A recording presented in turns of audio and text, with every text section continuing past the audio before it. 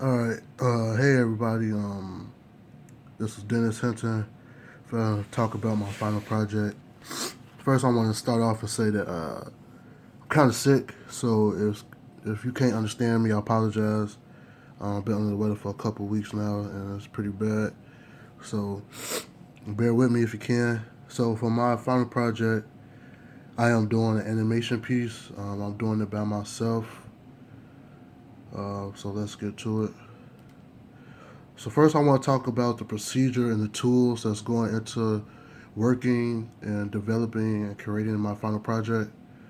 First off, I'm creating an animation frame by frame with 2D animation drawings. So I'm not working with a computer. Everything that I'm drawing is hand drawn. Uh, Working by myself, just drawing everything, the background. Nothing is animated. Nothing is as far as computer graphics. There's nothing that's like Photoshop or nothing. Everything's just hand drawn. Everything will be drawn by pencil. The whole piece will be black and white. I do not plan to add color to it because I just like black and white style. That's something that I've been doing for a while now. So, and then I will, over the pencil, I will cover it up with a dark ink, most likely a Sharpie. I will be using the Acme bar and Acme paper. For some people who don't know, Acme is the company that made Looney Tunes and stuff like that, and they created a bar and some paper that make it easier to draw with to draw animation. And to record the animation, I'm going to use the Oxbury Room. I believe that's what it's called on campus, and use the Dragon Frame program that's on a computer that's connected to the Oxbury Room. And also inside the Oxbury Room, there's a tracing stand that I'm going to use to better see the images that I'm trying to draw. This right here is the peg bar, or not the peg bar, the Acme bar to draw the animation. And I have one with me right now. It's this piece right here. And what it is, it has these three different things on it because the paper fits directly on it, for the paper won't move while you're drawing. So this is a pretty useful tool when performing 2D animation. And this right here is just the paper itself, the type of paper that I'm using. It just give you a glimpse of the type of paper. Uh, if we was in class, this I would be showing you the class this as far as what I'm using for the thing. And you see that it has the same slots that goes with the bar. So if I just show you real quick, uh, like it fits perfectly. And what you would do is it just put another piece of paper over it, so you can see where you was at and where you left off at. This is the Oxbury room. It's not the same exact one that's inside the mass communications building, but it's pretty similar. What it is a big a big machinery that has a camera connected to it, and what that machinery does is just rotates the camera to different angles for you to get a better angle of what the images you're trying to take. The machinery is pretty big for the simple thing that it's really trying to do. Uh, but yeah, it just helps you capture different angles. It helps you capture like different motions if you want the background to move instead of your images to move and stuff like that. And this right here is the tracing tool I was telling you about. It also has the three things same as the Acme bar. If you could really look at it, like there's one right here, right in the middle, and on the side and the side. And you put it on there, and then you flip a switch, and it reflects a light, so you can easily trace the images, so you can easily see where you was at beforehand. So I'm gonna get into what my piece is about. The name of my animation is called "The Wrong Side," and it's about a boy walking down the street of his neighborhood with a baseball bat. He walks up to some local kids' sweet tea stand selling sweet tea. The kid selling the tea realizes that it's a kid from the lemonade stand down the street. Once they realize who it was already too late.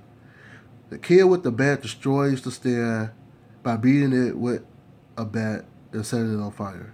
Wow, that sounds horrible. Um, The boy walks back to the stand and proceeds to sell lemonade.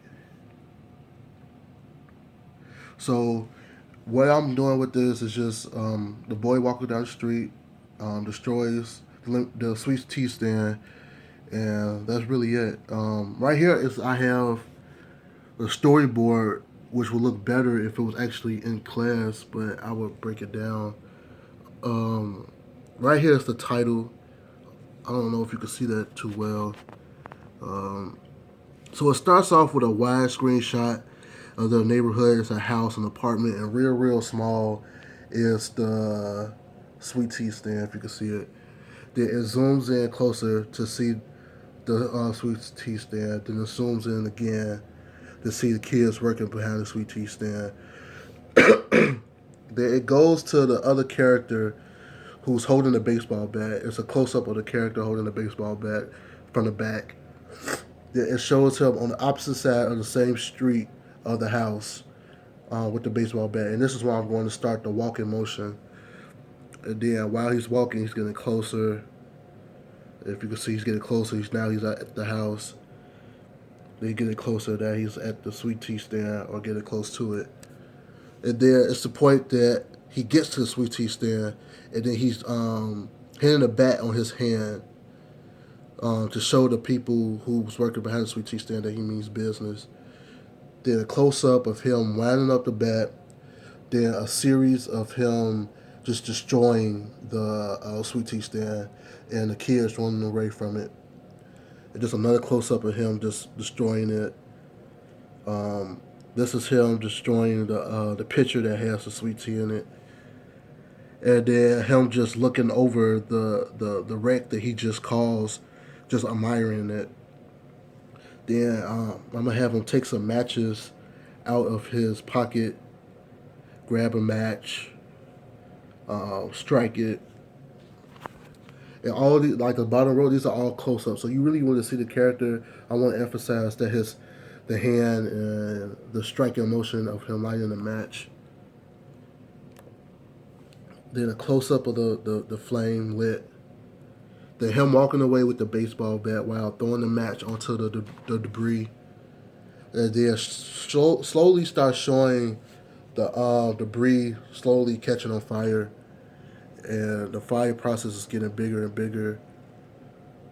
And then it turns into a big pit of fire with smoke. And then I show him walking away while it's lit. He's walking away, still walking away. And then he gets towards the other side of the street past the house, and there's another stand. And then the stand says lemonade, and then there's a sign right there. And the sign says lunch, be back in 5 minutes. So basically, my animation is a kid getting fed up with his competition down the street and decides to do something about it. And so he walks down the street and destroys the sweet tea stand, and then comes back and proceeds to sell lemonade in his neighborhood. Well, I want to say my inspiration for this piece is one of my all-time favorite cartoons. We talked about it briefly in in our class. And actually, I was sitting down a few months ago, and while we had to do homework, I think 2 it was, and I actually came up with this idea because I was inspired from this because I watched this episode, and it's episode 7 from season 3 called The Fundraiser. And in this episode, Riley starts his own fundraiser program as far as selling chocolate, and he does anything that it takes to sell chocolate and be the best at selling chocolate. And actually, this girl right here is the muse, if you want to call it, for the animation that I'm doing. And I want to show you the clip of why I came up with this idea. Fair warning, I don't know if anybody has sensitive ears. There's a couple of cussings. We cuss words in here, so here we go. Cindy McPherson, a.k.a. C-Merc. She had the whole Girl Scout cookie game on lock. Yo, what up, Cindy? Yo, I just seen this kid over there, right over there, around the corner over there, and I know she ain't down with your team. Who? I don't know, some skinny, big-headed bitch. Her? Come on. She wasn't like Jasmine or Phil. Cindy was a G. What you think you're doing here? You talking to me? Yeah, I'm talking to you. Open your bag. What's in your bag?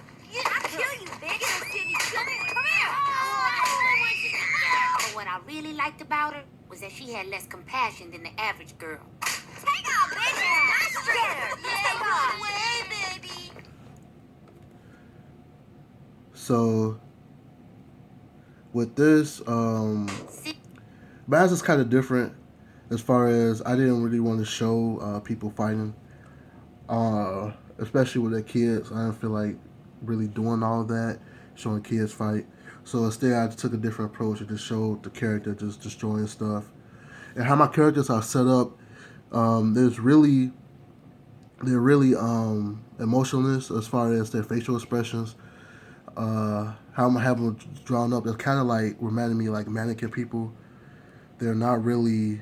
There's really not too many human facial features. I really tried to stick away from trying to make it too human, but I want to make it as cartoon as possible.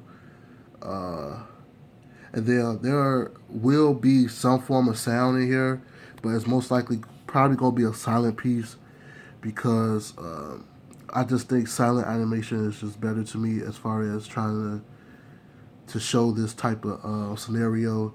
I might have them as far as like the sound effects of him destroying the sweet tea stand, but as far as them talking to each other, there would be no form of communication between the characters. So, yep, that's my animation piece that I'm working on. A kid destroying stuff.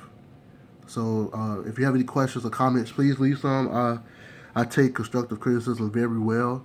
So, if you have anything that you think I should add to it or anything that I should take out, please let me know. Thank you for your time, and I hope everybody do good on their finals.